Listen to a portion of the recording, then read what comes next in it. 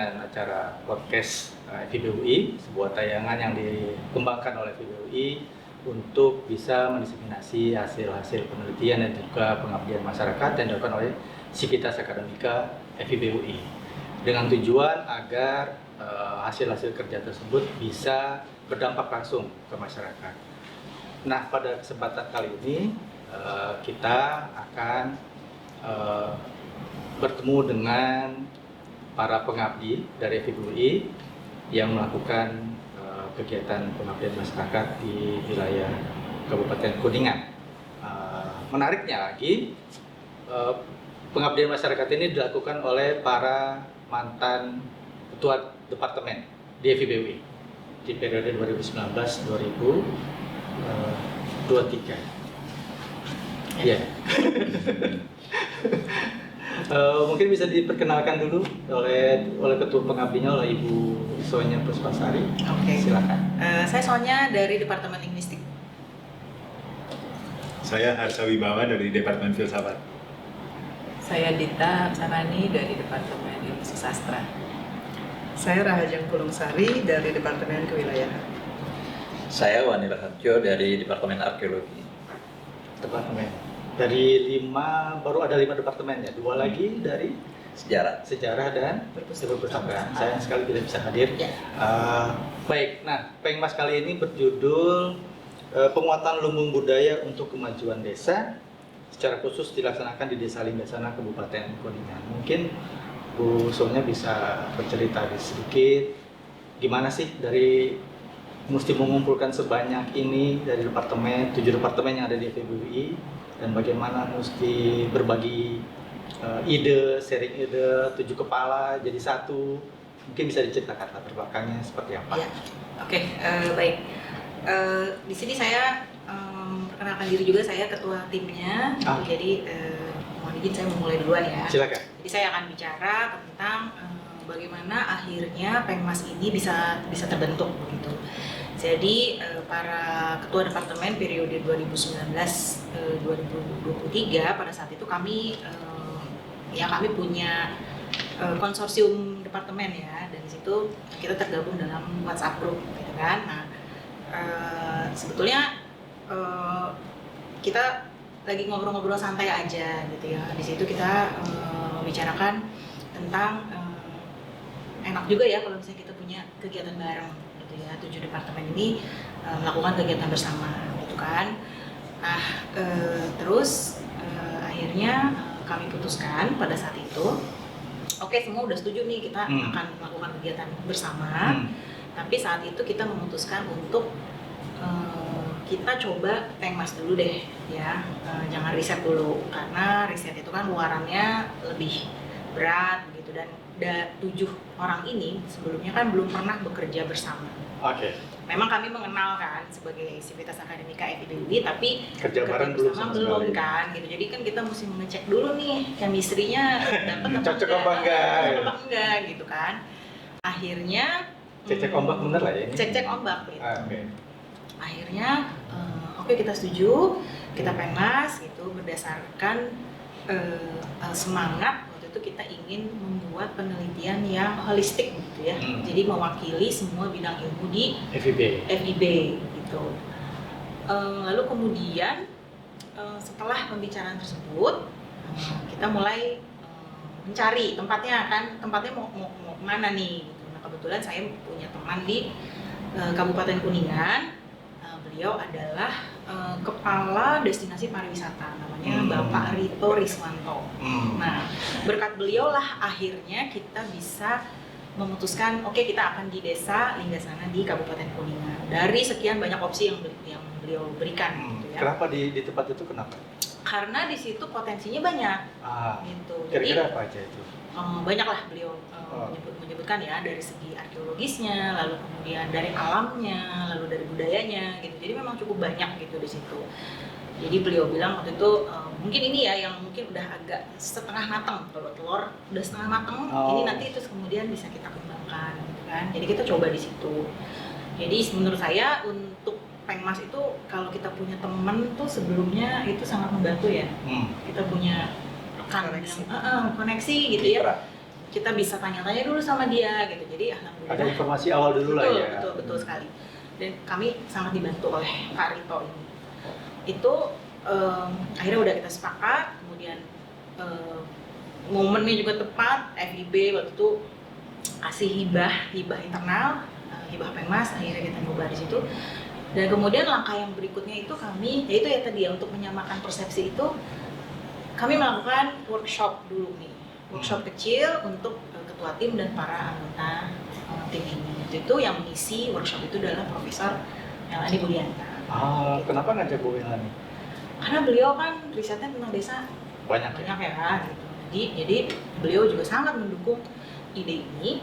Dan yang saya ingat dari Bu Melani itu adalah kita sebagai pengabdi itu tidak boleh punya persepsi oke, kita orang kampus kita turun ke desa dan kita mau mengajari desa ini macam-macam. Nah, pikiran semacam itu harus dibuang jauh-jauh gitu ya. Jadi kita harus datang dengan semangat ingin membangun pengetahuan bersama dengan warga desa tersebut. Jadi kami menyamakan persepsi di situ dan akhirnya ya itulah mungkin chemistry-nya ya. Jadi kita sama-sama datang ke desa Linggasana dengan membawa semangat. Mungkin itu awalnya Mas. Awalnya banget ya. Ya. Tapi kemudian semuanya bersetuju dengan lokasi yang dipilih oleh Bu Sonya. Atau memang ada pilihan lain selain informasi yang belum cukup di tempat yang lain? Kalau saya melihat dari secara toponimi gitu loh. Secara toponimi namanya Linggasana. Jadi pasti ada bau-bau arkeo nih ya. Ada sesuatu yang menarik di situ karena namanya sendiri Lingga itu kan lambang dari Dewa Siwa gitu ya. Terus sana itu adalah dari asana, jadi tempat duduk ya, tempat singgasananya gitu. Jadi Linggasana itu adalah tempat duduknya Siwa. Ini mestinya desa tua gitu loh. Dan saya waktu itu belum bertanya dalam hati saja gitu. Kemudian ada satu kesempatan saya bertanya dengan Bu Sonya, di sana ada situs ya? Bu Sonya tanya kepada Pak Rito, ternyata ada gitu. Nah, jadi yang penasaran saya tadi ternyata mulai terjawab gitu loh. Jadi dari situlah kemudian kita ditambah lagi nanti ada informasi macam-macam gitu, ada soal kopi, soal macam-macam lah gitu. Jadi sebagai sebuah tempat Pak Rito ini memberi banyak informasi dengan tentang desa Linggasana ini ya. Dia sebagai sebuah desa yang memang diproyeksikan oleh Pemda Kabupaten sebagai destinasi desa wisata atau sebetulnya bukan desa wisatanya sih yang mau kita angkat ya. Memang kita bisa gitu membantu satu desa untuk menjadi desa wisata, tapi pada saat itu kita ingin membuat semacam lumbung gitu loh Mas Yudi. Gitu ya. Jadi lumbung itu kan adalah sumber atau tempat menyimpan informasi gitu. Jadi dalam desa itu terdapat begitu banyak ilmu pengetahuan, tradisi, kearifan gitu. Itu kan nilainya luar biasa ya. Gitu. Jadi kalau misalnya kita tidak angkat itu ya sayang gitu. Dan saya pikir sebetulnya program untuk mengembangkan desa itu kan juga sudah sudah didukung oleh pemerintah, baik pemerintah pusat dan pemerintah provinsi kan. Makanya di mana-mana tuh di Kuningan atau mungkin di daerah lain itu banyak ada baliho-baliho gitu tulisannya mengembangkan mengembangkan desa, memajukan Indonesia gitu. Jadi desa itu penting sekali gitu ya untuk digali oleh kita sama-sama gitu. Dan menyimpan banyak pengetahuan. Nah, makanya harus belajar bersama dengan mereka. Jadi sebagai sebuah lumbung jadi kerja bareng dengan mereka. Bahwa akhirnya kemudian si potensi itu bisa bernilai ekonomis gitu ya. Nah itu dampak berikutnya. Itu berikutnya, lalu kemudian juga nanti bisa jadi identitas gitu. Jadi memang banyak terkait dengan itu sih, potensi desa itu. Jadi ya setelah melihat ada banyak potensi desa gitu ya. Kemudian kenapa fokus di beberapa? Jadi fokus dari Pengmas ini kira-kira apa? Mungkin Bu Ira bisa bercerita. Ya, jadi memang sangat banyak desa-desa di Indonesia ini ya. Tapi memang di Jawa Barat ini yang menjadi daya tariknya adalah dia sudah memiliki produk budaya kopi. Kemudian yang satu lagi juga ada situs ya. Sehingga sebenarnya sangat kaya, tetapi apakah semua orang tahu tentang itu? Belum. Dan disitulah ada tugas kami sebenarnya untuk juga memperkenalkan kepada halayak umum bahwa kita memiliki desa yang sangat potensial. Desa potensial ini memang harus kita kunjungi, lalu bersama-sama dengan warga desa mengembangkan desa bersama, tapi kita dengan keilmuan yang mungkin kita miliki, yang mungkin bisa membantu sedikit, bukan mengajari tadi seperti Ibu Sonia katakan, sehingga akhirnya kami memang memilih Desa Linggasana ini sebagai tempat untuk pengabdian masyarakat. Di awalnya dengan pengabdian masyarakat, mungkin kemudiannya bisa kita buat suatu penelitian. Tergantung dari masing-masing departemen yang sudah dibentuk ini bersama ini ya. Selain kopi dan juga tinggalan arkeologis, ada hal lain nggak yang menarik yang menjadi fokus di tempat ini, di Linggasana? Kalau saya lihat sudah ada kebiasaan masalah air gitu. Ada punya persoalan air di sana. Ada persoalan air yang pada akhirnya mereka memang membuat suatu upacara. Upacara ya seperti biasa di setiap desa di Indonesia itu kan pasti ada upacara untuk mungkin berterima kasih kepada alam, ya. Atau juga semacam tradisi agar alam itu bersahabat dengan mereka. Gitu. Jadi kalau saya lihat sudah ada juga upacara tradisional ya. Mungkin Pak Wani bisa menyambung. Berita. Silakan. Apa nama ininya upacaranya? Mapacai Kahuripan ya. Mapacai. Mapacai jadi kalau mapak gitu ya. Mapak. Menjemput air gitu ya.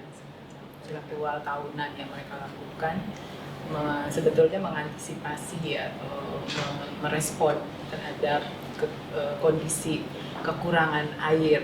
Jadi di sana ada masalah air yang cukup serius yang disampaikan oleh Ibu Kepala Desa, yang juga menjadi kekhawatiran ketika kami datang.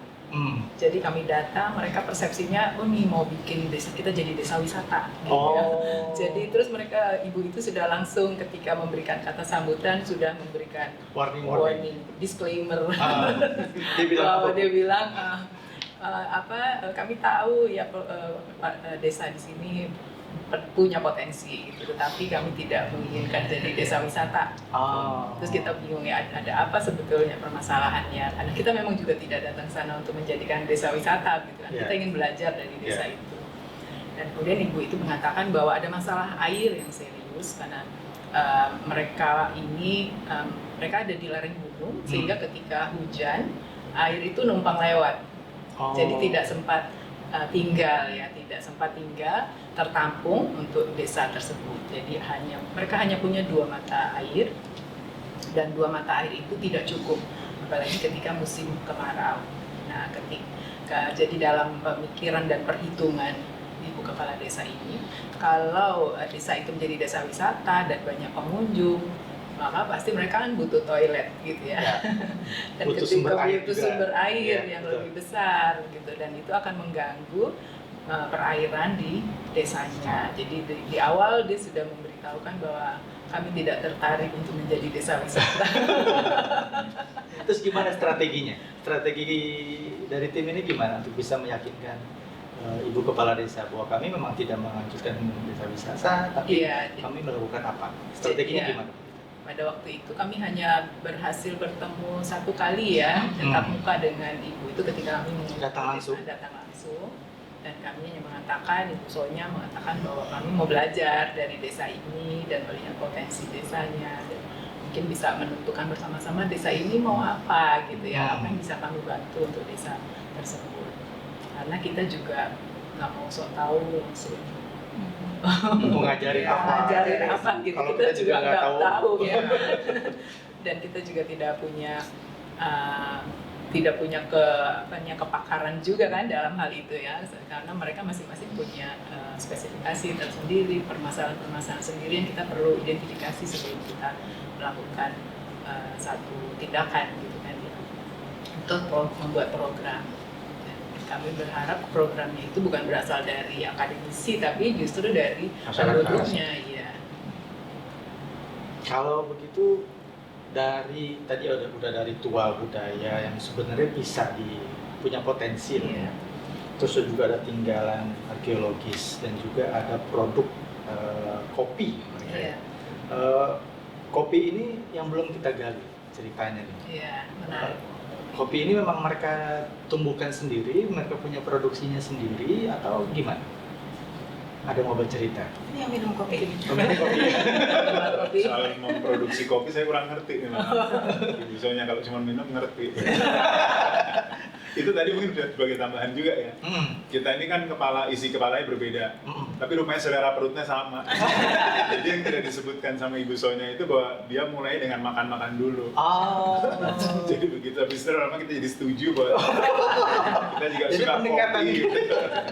Jadi sebuah model sebenarnya bisa jadi model bahwa kita pemikirannya berbeda latar belakang, tapi pertama-tama harus diplomasinya begitu makan begitu.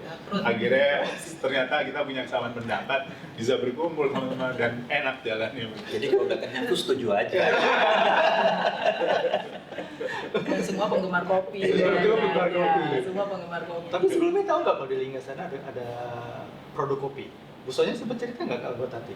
Ada dari Pak Rito. Kalau saya dari Pak Rito aja. Awalnya kami tidak tahu. Tidak tahu juga gitu, sama-sama surprise gitu dilihat kami ke sana mengunjungi sebuah ada koperasinya kebetulan Mas Budi di situ koperasi, lalu ada kafenya juga gitu. Ya tampaknya sering dipakai untuk anak-anak muda di situ untuk berkumpul dan lain sebagainya. Dan setelah kami coba, wah kopinya luar biasa nih, enak gitu. Dan masyarakat di situ sangat bangga akan produk kopinya gitu karena pertama dari segi sejarah ya, sejarahnya cukup panjang. Ini bagian dari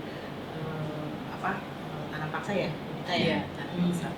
Jadi kan sudah dari abad ke-17 gitu kan ya. Lalu kemudian memang kualitasnya pun enak gitu, packagingnya enak, penyajiannya enak dan lain sebagainya. Jadi kita mereka memproduksi sendiri Mas, dan mereka menanam jadi lereng Gunung Ciremai tersebut, tapi terus kemudian ada juga penduduk yang menanam di pekarangannya sendiri gitu. Saya waktu itu sempat mengunjungi baik yang di lereng gunungnya, lalu saya minta izin gitu, Bu, punten Bu mau lihat dulu ininya ke pekarangan ini penduduk gitu, ya boleh gitu. Lalu kemudian ada satu lagi mungkin ini bagian dari CSR-nya satu pupuk sepertinya gitu. Jadi dibuatkan sebuah kebun gitu loh Mas Yudi gitu. Jadi di situ kan bisa terlihat ya kalau misalnya dia ditanam begitu saja seperti di pekarangan kan dia tumbuhnya tidak beraturan ya. Tapi kalau yang satu lagi ini lebih rapi gitu, ada lajur-lajurnya gitu dan ada tulisannya apalah gitu, ada artinya gitu. Jadi memang cukup produktif di tempat itu. Si produksi kopi itu, meskipun Desa Linggasana itu sebetulnya tidak terlalu besar ya Bapak Ibu ya. Jadi hanya jalan mungkin 2 kiloan gitu ya.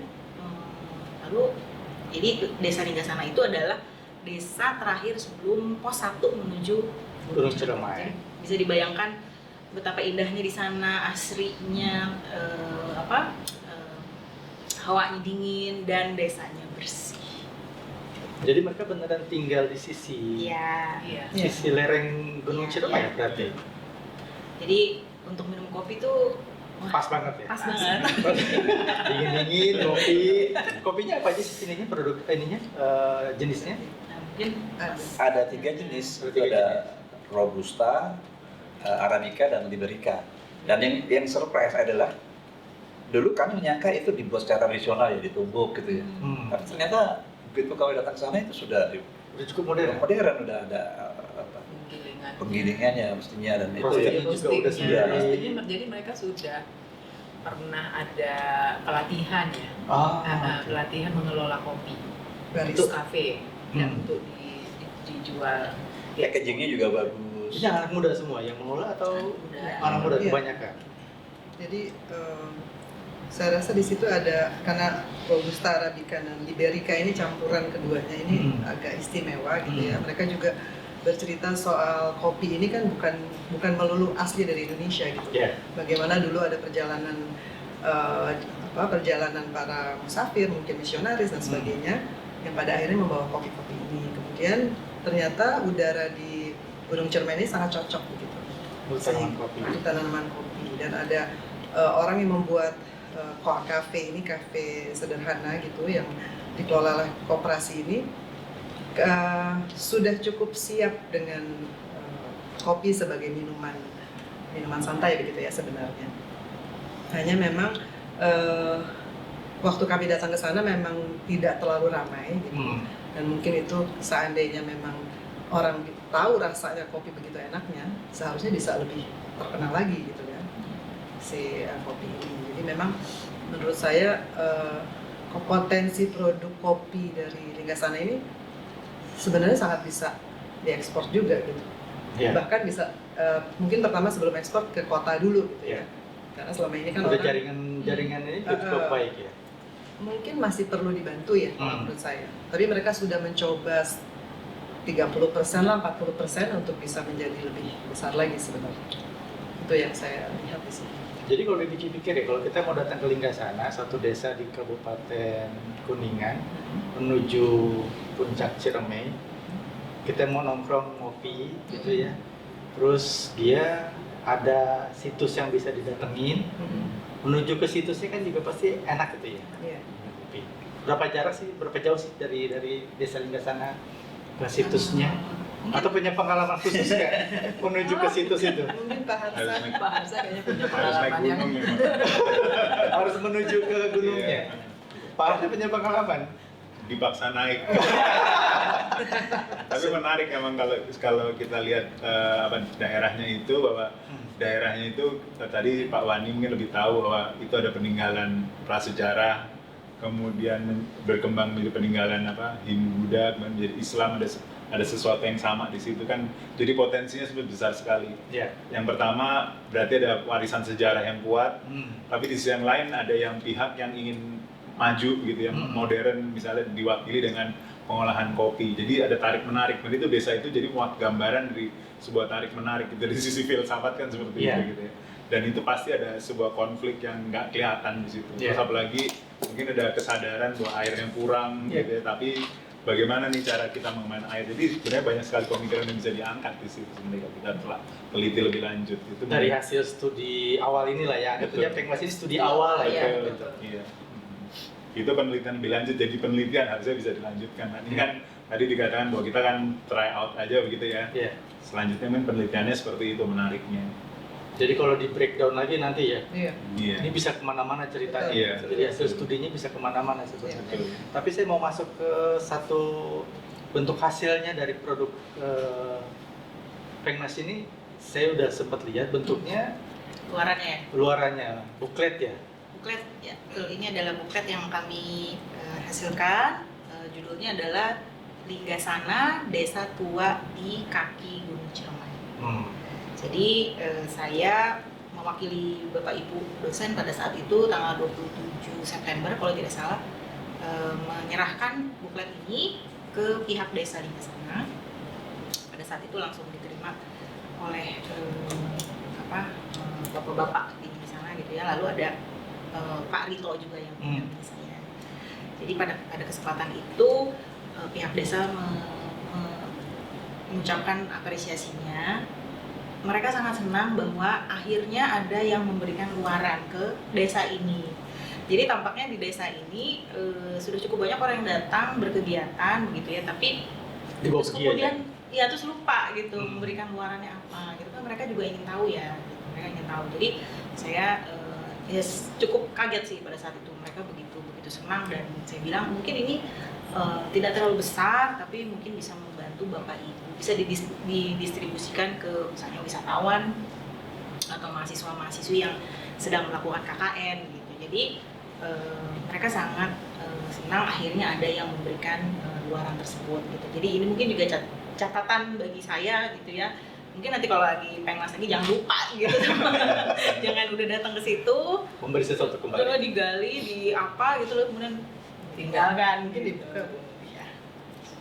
Ini ada apa aja sih kecil, isinya? ya. Ada apa aja sih isinya? Ini masih kecil saja. Sini ada cerita tentang Desa Linggasana itu tersebut sedikit saja. Lalu kemudian di sebelah sini, jadi dari banyak fokus kekayaan yang ada di desa tersebut, kita harus pilih ininya kan, berarti harus pilih fokusnya mau apa nih yang mau kita taruh di buklet.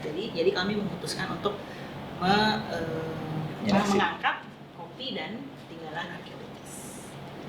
Jadi ini bisa dibagi-bagi nanti kepada siapapun yang datang ke desa Linggasana.